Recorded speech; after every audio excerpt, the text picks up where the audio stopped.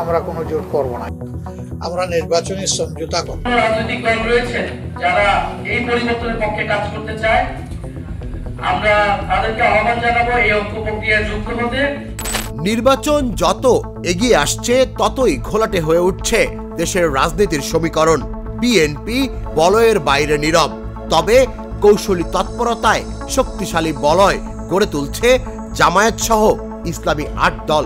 আনুষ্ঠানিক দ্বার খোলা, আলোচনার টেবিল প্রস্তুত, সব মিলিয়ে যেন অদৃশ্য এক দাবার ছক সাজাচ্ছেন তারা।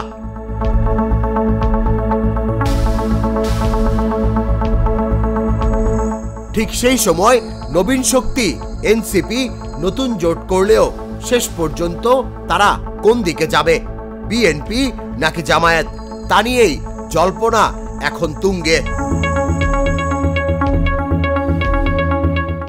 জামায়াতের নেতাদের বক্তব্যে তৈরি হচ্ছে নতুন টেনশন। তারা বলছেন অভ্যুত্থানের শরিক যে কেউই আলোচনার অংশ হতে পারেন।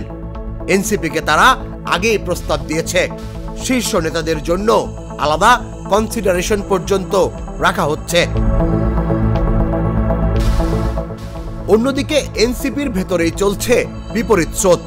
বিএনপির আসন সংকট, বিদ্রোহী ঝামেলা আর নিশ্চয়তার অভাবে তাদের অনেক নেতা জামায়াতের দিকে ঝুঁকছেন।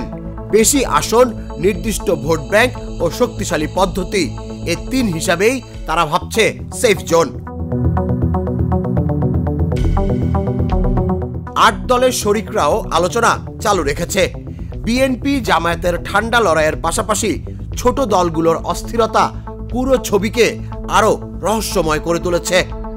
এনসিপি একদিকে ৩০০ আসনে প্রার্থী দেওয়ার ঘোষণা দিয়ে স্বতন্ত্র শক্তির বার্তা দিচ্ছে, অন্যদিকে পর্দার আড়ালে চলছে সমঝোতার সুতোর টানাপোড়েন।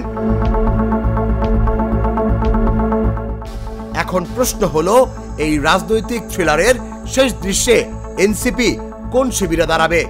উত্তরের অপেক্ষায় তপ্ত হয়ে উঠছে পুরো দেশের রাজনৈতিক অঙ্গন। তুষার ইসলাম, জাগো নিউজ। দুধার চকলেটে একাকার হয়ে ওঠা প্রাণ লেয়ার, সম্পর্কের মিষ্টি ম্যাজিক।